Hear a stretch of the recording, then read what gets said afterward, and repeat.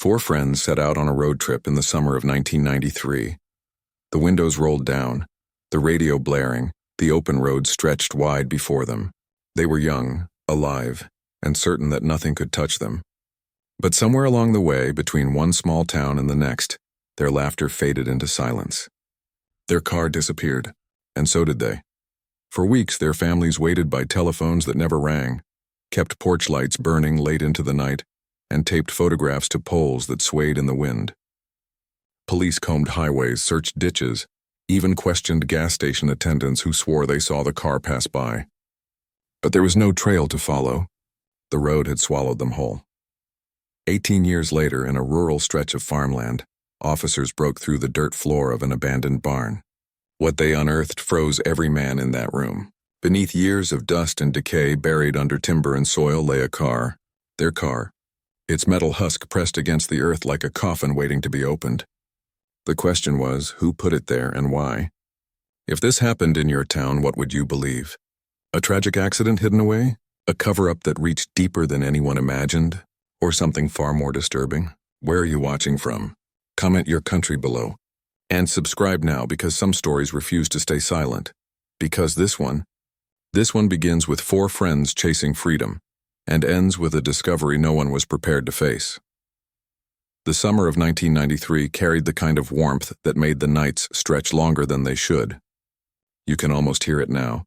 The crackle of a radio half out of tune, four young voices singing along, windows rolled down as the wind tangled through their hair. They were 20 years old, restless and desperate for escape. A road trip was the answer. Not a destination, not a plan, just the road itself. They left home with laughter spilling out of the car, headlights slicing through the dusk, convinced they'd be back by Monday with stories to tell. But they never came back. For the first week, no one panicked. Friends vanish into weekends all the time. Maybe they drove farther than planned. Maybe they camped in the hills. Maybe they partied so hard they forgot to call. Their parents waited by phones that stayed silent, rehearsing the words they would say when the apology finally came. But as the days bled into nights, worry deepened. By the second week, the silence was unbearable. Police searched the roads leading out of town. They checked diners, motels, campgrounds. Flyers bloomed like scars across telephone poles and gas stations. Four faces, forever young, smiling for cameras that had no idea they were capturing ghosts. Each photograph held a future that never arrived. At first, officers leaned on routine explanations. A runaway adventure, a car crash in a remote canyon, an impulsive decision to leave everything behind. But their dorm rooms told another story. Beds neatly made, wallets with cash still inside, a backpack with textbooks stacked against the wall, highlighters pressed into half-finished notes. These weren't signs of departure. These were signs of interruption. And then the rumors began. Some swore they'd seen the car at a gas station 2 towns over, headlights glowing in the midnight dark. Others claimed they saw the group in a diner booth laughing, burgers half-eaten. A truck driver even reported tailing a car of the same make on a lonely highway stretch, only to watch it vanish around a bend and never reappear. The sightings contradicted each other, scattering the friends across the map like phantoms. Still, police dragged rivers, combed forests, scraped the edges of abandoned mines. Each search came up empty. Each failure left the families twisting in silence. A mother whispered into a television camera during the first press conference, "If they're out there, come home. If someone has them, let them go." Her words floated out across the state, carried by static and sympathy, but they never found their way back. The weeks turned to months. Seasons shifted. The laughter of four friends became legend, their absence woven into the town's rhythm like a missing note in a familiar song. People crossed streets to avoid their parents, unable to bear the weight of unsolved grief. Porch lights burned year-round, night after night, a beacon that drew no one home. And then the first anniversary arrived. The families gathered at a church hall, candles trembling in their hands. Reporters showed up, snapping photographs of faces hollowed by waiting. Police gave the same statement they always gave. "We're following leads. The investigation remains open." But open didn't mean alive. Open was just another way of saying frozen. The truth hadn't surfaced yet. In 1996, a hunter came forward. He claimed he had stumbled across a car in the woods, half buried in leaves, rust catching the moonlight. Police followed him into the forest, but the car was gone. Maybe it had never been there. Maybe memory played tricks on a lonely man in the dark. Still, the note was scribbled into the file, another thread that led nowhere. Years passed. The town learned to live with absence, though the families never did. One father drove the same loop every weekend, tracing highways, stopping at rest areas, asking strangers if they had seen 4 kids who should have been grown men by now. His hair turned gray behind the wheel, but the ritual never stopped. Another mother refused to move houses, terrified her child would come home to an empty doorway. But then, in 2011, everything changed.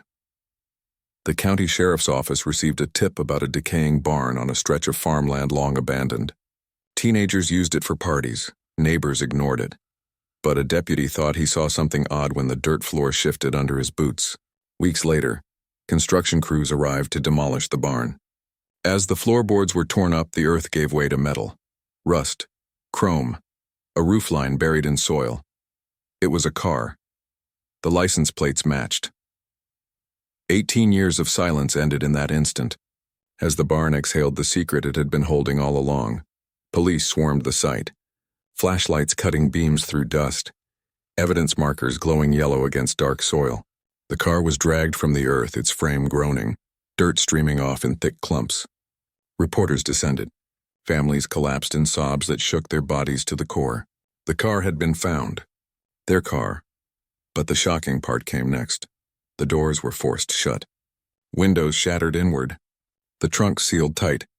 And when they pried it open, there were no bodies. The car was empty. The discovery gave no closure. It tore the wound wider. 18 years of waiting ended not with answers, but with more questions. If the car was buried under a barn, who put it there? Why hide it? And most haunting of all, where were the 4 friends? Investigators treated the barn like a crime scene frozen in time. They brushed soil from the hood, collected fibers, scraped rust for analysis. They pulled a coin from beneath a seat cushion minted in 1995, a year too late. The implication was chilling. The car had been used after the friends vanished. Someone else had driven it. The families gathered at the edge of the farm, staring across yellow tape at the car that had once carried their children into freedom. One mother whispered, "If the car was here all along, why couldn't we find it?" No one had an answer. The chapter closes with the image of that barn, broken and sagging, its floor ripped open to reveal a secret 18 years buried. And you can't help but wonder, if the car was hidden there, what else had been hidden too? The barn stood like a husk after the discovery, its roof sagging, its wooden beams blackened by age. The locals avoided it, whispering that it had always carried an eerie weight, as if the land itself knew it was hiding something. Now the mystery was no longer folklore. The evidence was undeniable. Beneath the warped planks, beneath the dirt, the car of 4 missing friends had slept for nearly 2 decades. Detectives cordoned off the site, yellow tape fluttering in the wind. Forensics teams moved in with gloved hands and slow, meticulous care. They brushed soil from the hood, photographed the shattered windows, and labeled each fragment of glass like it might contain a hidden message. Flashbulbs snapped again and again, burning the image of a rusted car into the official record. Inside, the air smelled of rot and earth. The seats were damp, stuffing exposed. A radio dial was stuck between stations, frozen forever in silence. The glove box, after hours of effort, creaked open. Out slid a cassette tape, brittle, cloudy with age, unlabeled. A technician lifted it as if it might dissolve in his hands. The detective watching felt his chest tighten. 18 years of waiting. And suddenly a fragile piece of plastic threatened to speak louder than 100 interviews. The trunk offered only fragments. A torn strip of fabric stiff with soil. A single shoe half collapsed, its laces frayed. No bones, no bodies. Just silence and the faint memory of presence. It was enough to drive the families deeper into agony. They had begged for closure. Instead, the discovery reopened every wound. The sheriff addressed reporters with careful words. "We have recovered the vehicle. The investigation is active and ongoing." But families heard something else. They heard the admission that after 18 years, the system had failed. The car had been hidden in plain sight, on land not 5 miles from the main road. And then came the first anomaly. In the wheel well, packed into the dirt, was clay. Not the kind native to the farmland where the barn stood. This was red clay, Dense and sticky, the type used in construction projects miles away. Someone had hauled it here. Someone had buried the car twice, once in soil that didn't belong, and then again under the weight of a collapsing barn. The detective circled one word in his notes: deliberate. Back at the station, he spread photographs across his desk. The torn fabric, the shoe, the cassette, each one a fragment of lives interrupted. He remembered the voices of the families. They would have called. They never would have left us without a word. He believed them now more than ever. This wasn't accident. This wasn't running away. This was erasure. But then, as the lab began its work, something strange emerged. The cassette tape, when played under controlled conditions, carried the hiss of time, static swallowing most of the sound.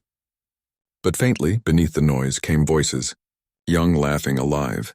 One said, "Turn it up," a click of a dial. A chorus of music half lost. Then footsteps, gravel, a pause. Another voice entered, not young, calm, authoritative. "You can't stay here. Pull up behind me." The room went silent. Investigators looked at one another with expressions that bordered on disbelief. The boys had trusted whoever spoke. There was no fear in their tones, only confusion. The tape cut off suddenly, as if stopped deliberately. The detective wrote 3 words in his notebook. Trusted authority figure. The implications sank in like lead. This wasn't strangers in the dark. This was someone they recognized. Someone who wore safety like a mask. Reporters clamored for details, but the sheriff withheld the tape. Only the families were told. One mother covered her face with her hands, whispering, "He lived down the street." Another shook her head, refusing to say a name, as if speaking it aloud might curse her son's memory. And then, the second anomaly appeared. Inside the back seat seam, lodged deep where fabric met frame, technicians found fibers, not from the boys' clothing. These were heavier, thicker. The weave matched standard-issue law enforcement jackets from the 1990s. Evidence of presence, evidence of proximity, not proof, but enough to paint suspicion across the thin veil of trust that had shielded the town for decades. The detective sat in his car that night, staring at the barn's silhouette against the horizon. He whispered to himself, this wasn't just 4 friends on a road trip. This was an interception. But the truth hadn't surfaced yet, because days later an envelope arrived at the precinct. No return address. Same city postmark. Inside was a photograph, grainy and blurred, photocopied into anonymity. It showed the boy's car, headlights glowing, parked behind another vehicle. On the second vehicle's roof, unmistakable even in shadow, was a mounted spotlight. A patrol car. Across the back of the photo, in block letters, this was the last time anyone saw them. The detective's hands shook as he held it. The photo wasn't just evidence. It was accusation. If a patrol car had been there, then trust had been weaponized. Those boys didn't wander into disappearance. They were led into it, and that meant the story was only beginning. The chapter closes with the detective staring at the photo under the dim lamp of his office. The cassette tape beside it, the fibers sealed in plastic bags. The barn had given up its secret, but only in pieces, each one darker than the last, and you are left wondering, if authority was behind this, how many people helped bury the truth? The photograph changed everything. Until that moment, investigators had fragments: a buried car, a cassette with faint voices, a strip of fabric, soil that didn't belong. But now there was an image. Proof. Not a rumor, not a memory twisted by grief, but a frozen second in time showing the missing car pulled up behind a patrol vehicle. The beam of its spotlight curved across the frame like a blade. The detective studied it under magnification, tracing the grainy outlines of trees, the bend of the road. It was a stretch of Route 47 north of mile marker 18. He knew that bend well. He had driven it years earlier when he first inherited the cold file. Headlights sweeping the curve, a guardrail catching light. Now, looking at the photo, he realized the road itself had been a witness all along. But the photo raised more questions than it answered. Who had taken it? Why had they waited nearly 2 decades to reveal it? And most pressing, what happened after those headlights froze in place? The families were shown the image in private. One father pressed his fist against his mouth to hold back a cry. A mother touched the blurred outlines with trembling fingers, whispering, they trusted him. They thought he would keep them safe. None of them asked who the driver of the patrol car was. They already knew what their hearts told them. Meanwhile, the detective pursued the logs again. Patrol records from that week in 1993 showed 2 cars signed out, both supposedly accounted for by shift's end. But the signatures told another story. The second log had been altered. Ink darker than the rest, handwriting inconsistent. Someone had rewritten history, patching the holes with forged lines. And then came the voice. Audio specialist returned with an enhanced file of the cassette. Beneath the laughter and music, beneath the calm authority voice saying, "You can't stay here. Pull up behind me," another voice surfaced. Sharper, commanding. Just 2 words. "Get in." The room fell silent when it played. You could almost see the boys exchanging a glance in the dark, confusion spreading across their faces. There was no struggle, no panic, just hesitation, trust fraying into fear, and then the tape cut off, silence swallowing everything. The detective scribbled the phrase on his notepad. "Get in." He underlined it twice. That command carried the weight of finality. Whoever issued it had authority. Whoever issued it was obeyed. He sat in his office late that night, staring at the corkboard where every clue now intersected. The car, the photo, the tape, the altered logs. At the center, he wrote 2 words in red ink. Inside Job. But the shocking part was still to come, because another envelope arrived. This one was heavier. The same city postmark, the same anonymity. Inside was a map folded twice. A circle was drawn in blue ink around an abandoned storage facility on the outskirts of town. No note, no explanation. Just a circle. The detective drove there alone. The facility was long forgotten, its doors rusted, weeds clawing through cracks in the pavement. He pried one open flashlight beam cutting through the dust. Row after row of metal units stretched into shadow. Most were empty, littered with broken chairs, forgotten boxes, scraps of other people's lives. But in one corner, his light caught something strange. A yellow evidence marker, number 3. He knelt, brushed the dust away, and found a ribbon, faded, torn, caught beneath debris. He bagged it carefully, though he couldn't be sure it belonged to the missing. Still, it felt intentional. Someone had left it here for him to find. When he returned to his car, the map still sat on the passenger seat, the ribbon beside it. He leaned his head against the wheel, exhausted. Someone was feeding him clues, dragging him deeper into a labyrinth of secrets.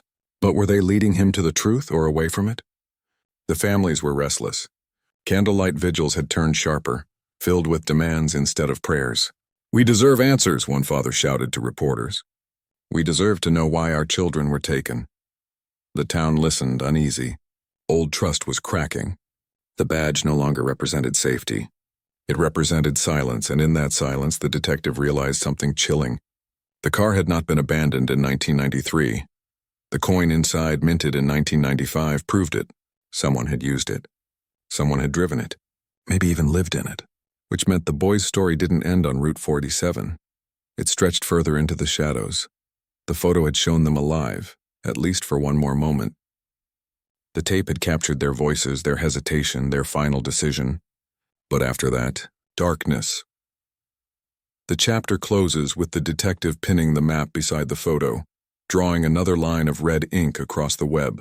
The evidence spread like veins, each one pulsing with a secret that refused to die. He whispered to himself, "This isn't just about 4 friends. This is about who we've been trusting all along." And you are left staring into the dark, asking yourself, if a patrol car led them away that night, where did it take them? And why were they never seen again? The barn had given up its secret, but the real weight of the case was shifting to the photograph. It wasn't just the image of 2 cars on a lonely stretch of highway. It was the implication that authority itself had been weaponized. The detective stared at it each night under the glow of a desk lamp, tracing the blurred spotlight beam, the faint bend of the road, the outlines of the trees leaning into the frame. This wasn't a rumor or a witness account that could be doubted. This was proof that someone in uniform had been the last to see those 4 friends alive. The families gathered again, candles trembling in their hands. But the vigils were no longer quiet rituals of remembrance. They had turned into demands. "Show us the tape," one father shouted. "Tell us who was on duty that night," another pressed. The detective stood among them, silent, the photo burning in his pocket. He couldn't show them yet, Evidence had to remain controlled, he told himself. But the truth was he feared the fallout. If he named names too soon, the case might collapse under politics before it even reached a courtroom. At the station, he dug deeper into the patrol logs. He pulled not only the week of the disappearance, but the entire year. And there it was again. The same name scrawled in the margins, initials repeated, handwriting that looked rushed, inconsistent with the rest. It was a first name, common, easy to dismiss, but it appeared in too many places to be coincidence. That name was also carved into a campus bench the summer before the boys vanished, inside a heart.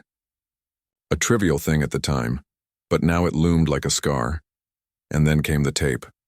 The audio team had pushed the limits of their equipment, filtering hiss, amplifying frequencies, isolating fragments. What they uncovered made the detectives' blood run cold. Beneath the laughter and music, beneath the calm voice urging them to pull up behind the patrol car, another sound emerged. A metallic scrape. The same scrape the lab had found etched into the undercarriage of the buried vehicle. It wasn't environmental noise. It wasn't random. It was the sound of the car being moved, dragged, forced into a place it didn't belong. The evidence was aligning like teeth in a gear. The tape, the scrape, the altered logs, the photograph. Each one clicked against the other, forming a machinery of betrayal. But the shocking part was still to come.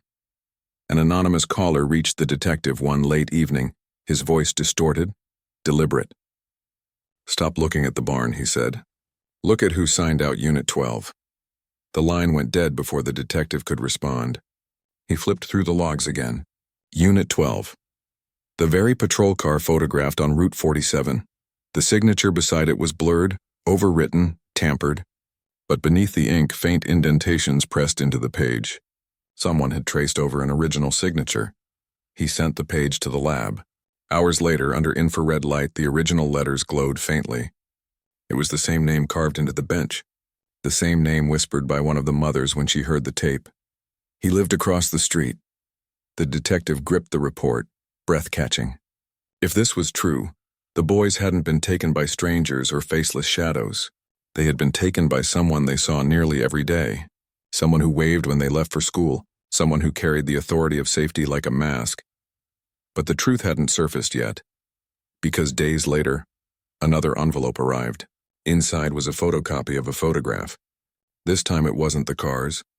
It was the back of a man's head, cropped close as if shot from the rear seat of a vehicle. His collar was visible. A uniform collar. And on it, the faint stitched edge of a badge patch. Across the bottom of the image in block letters. He told them to get in. The detective stared at it until dawn. His corkboard was no longer just a case file. It was a portrait of betrayal. A buried car. A tape with final voices. A photograph of trust turned fatal. And now an image of the man who had spoken the words that ended everything. Still no bodies had been found. No graves, no remains. Without them, the case was smoke. The families clung to fragments while the town simmered with unease. Old officers avoided questions. Neighbors whispered suspicions. The line between protection and danger blurred until no one could tell the difference anymore.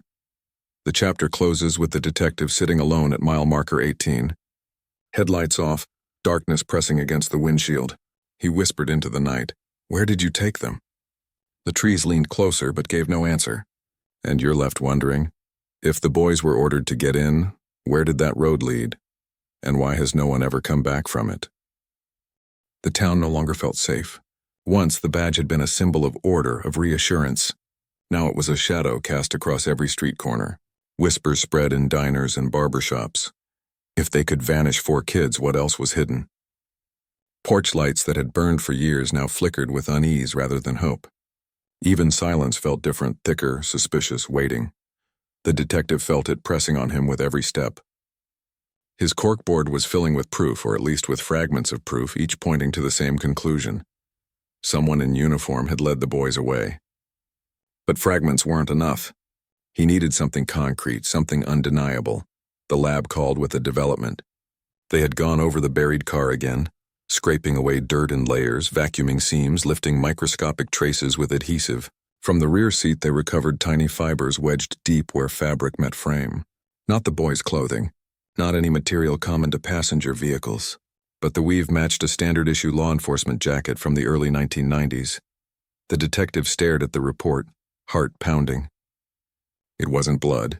It wasn't DNA, but it was presence. Someone wearing a uniform had been in that back seat. And then came the coin. Lodged under the driver's seat, nearly missed the first time, a tarnished coin emerged. Minted in 1995, 2 years too late, which meant the car had lived on beyond the disappearance. Someone had driven it, sat in it, dropped that coin. Someone had kept it alive before burying it under the barn. The detective's notes grew frantic. This wasn't a one-night act. This wasn't impulsive. This was sustained, controlled, deliberate. But the shocking part came next. Another envelope arrived at the precinct. Same postmark, same anonymity. Inside was a single photograph. The patrol car itself, headlights flaring, parked in front of the boy's vehicle. Not blurred this time. Clearer. You could see the spotlight on the roof, the curve of the fender, even the faint reflection of 4 silhouettes in the windshield behind it. 4 friends. The last photograph of them alive. Across the back of the copy, Unit 12 never came home. The detective's chest tightened. Unit 12, the patrol car logged out, never properly logged back in. The car that had been reassigned on paper, erased in ink, but never truly accounted for. Now it was captured in grainy black and white, pinning itself to the scene like a ghost refusing to stay hidden. He drove to the families with the news. He didn't show them the photo, not yet, but he told them the truth in the only words he could manage. They were stopped by someone in authority. One mother's knees buckled. A father punched the air, not in anger but in vindication. They had known. They had always known. Now the detective was saying it out loud. Still, there were no bodies. Still, no graves. Without them, the case remained smoke, painful but untouchable. The families wanted closure, but closure was a cruel mirage. The detective returned to the barn. The structure sagged even more now, its boards warped and peeling. He knelt where the car had been dug out, pressed his hand against the dirt. He whispered to himself, this was never about finding them. This was about hiding what happened. And then came the phone call. A retired road crew foreman reached out, his voice heavy with memory. He said that in 1994, his team had repaired a flooded section of Route 47 near mile marker 18. The soil was strange, heavy with gasoline, smelling wrong. They hauled it out, replaced it with red clay trucked in from near the old brickyards. He remembered joking, feels like something big's buried down there. He paused on the phone, voice cracking. I never thought it might have been true. The detective gripped the receiver. Red clay, the same clay packed into the car's wheel wells. The same clay that didn't belong under the barn. The chain was clear. The car had been buried once near Route 47, then later moved and entombed beneath the barn. Someone had gone to incredible lengths not just to hide it, but to re-hide it, which meant someone had nearly been caught before. The implications struck hard. The boys had been intercepted on Route 47, their car buried along the roadside, but something had gone wrong. Maybe a hunter stumbled too close. Maybe a road crew noticed disturbed soil. Whoever orchestrated it had panicked, dug it back up and dragged it to the barn for a second burial, hiding it deeper. Burying not just evidence, but intent, but the truth hadn't surfaced yet. That night, the detective drove to mile marker 18. He parked where the guardrail curved, headlights cutting across the empty road. He stepped out into the silence. Cicadas hummed just as they had in 1993. He closed his eyes and tried to hear the tape again. The laughter, the music, the calm voice, the command. Get in. He pictured the headlights pulling behind them, the trust in their eyes as they stepped into the wrong car. And when he opened his eyes, the road lay empty. The chapter closes with him gripping the patrol logs. The photo of Unit 12, the lab report on the fibers. The evidence web was tightening, every string converging on the same point. The question wasn't if someone in uniform had taken them. The question was why, and how many others helped to bury the truth. The detective could no longer convince himself this was a mystery born of chance. The barn, the buried car, the cassette, the patrol logs, each clue bent toward intention. Someone had not only taken those 4 friends, but had labored to erase them. 18 years of silence was no accident. It was maintenance. It was design. He sat in his office late into the night, corkboard covered in lines of red thread. The photograph of Unit 12. The tape waveform printed in jagged peaks. The coin minted 2 years too late. The fibers pulled from the car's back seat. Each piece throbbed with the same message. This was not random, but every answer only deepened the void at the center. Where were the boys? The next morning, the lab delivered a new report. They had enhanced the audio tape again, digging past static with advanced filters. What emerged was faint but chilling. After the sharp command, "Get in," there was a pause followed by the squeak of a different door hinge. Not the missing friend's sedan. A heavier hinge. A patrol vehicle door. Then the distinct clink of metal like a cage or divider closing. The detective gripped the report so hard the paper crumpled. It was confirmation. The boys hadn't just been told to get in, they had been moved. Forced into another car, Unit 12. But the shocking part came next. An anonymous envelope arrived at the precinct. Same postmark, same anonymity. Inside was a single photograph. It showed the interior of a patrol car from the back seat. Cropped, grainy, but unmistakable. The wire mesh divider between front and back seats filled the frame. And in the blurred reflection of the window, 4 faint silhouettes stared forward. Across the bottom, block letters read, "This is where they sat last." The detective stared until his eyes burned. Whoever was sending these envelopes wasn't guessing. They knew, they had seen. Maybe they had been inside the car themselves. He drove back to the barn that night, headlights off, the road empty. He sat in silence, gripping the photo, imagining the boys pressed against that divider, the sound of the door hinge, the calm voice telling them everything was fine. Then the scrape of the undercarriage, the burial in clay, the frantic relocation. The car had been both tomb and evidence, and someone had gone to desperate lengths to make sure it would never be found. But it had been found.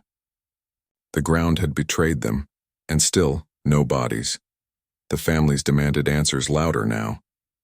One father slammed his fist against the sheriff's desk, shouting, "You're protecting your own."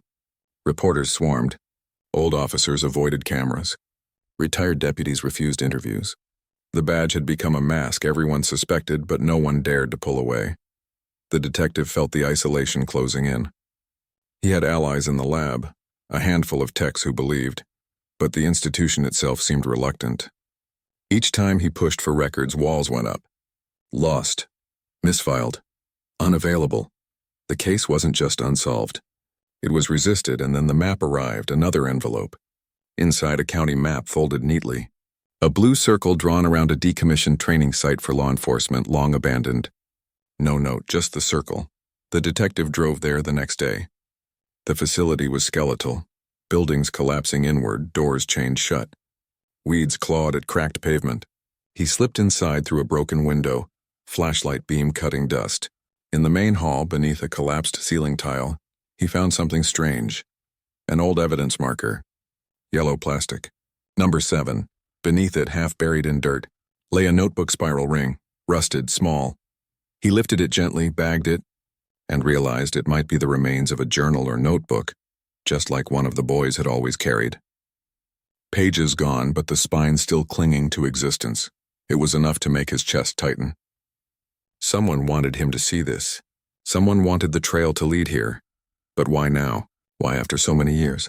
The detective sat in his car outside the facility until dawn, the spiral ring on the seat beside him, the map unfolded in his lap. He felt the weight of unseen eyes. Whoever was feeding him these clues hadn't stopped watching. Maybe they had never stopped since 1993. And that was the most terrifying thought of all. The chapter closes with him whispering into the empty car, "You've been here all along, haven't you?" The spiral glints faintly in the rising sun as if answering back. And you're left asking, if someone has guided every step of this search, are they leading him toward the truth or deeper into a trap designed to keep it hidden forever? The spiral ring clinked softly in its evidence bag whenever the detective moved it, a sound that felt heavier than it should. A sliver of metal, nearly meaningless, but it belonged in the world of the missing. One of the boys had carried a notebook everywhere, scribbled song lyrics, class notes, half-finished poems. His mother had told the detective years ago. He tore out pages constantly, said, "This part's done." Now here was a fragment of that notebook discovered not in his room but at a decommissioned law enforcement training ground. The detective's stomach twisted. This wasn't coincidence. This was choreography. He spread the map, photographs, and the spiral ring across his desk. He drew new lines of red ink connecting them. The barn, the patrol car. Unit 12, the tape. Now the training facility. Each piece pointed back to the same truth. Someone in uniform had not only intercepted the boys, but had hidden them within the very structures meant to protect. And then came the call. A retired dispatcher reached out, voice unsteady. She remembered June 1993 as if it had happened yesterday. One detail had haunted her ever since.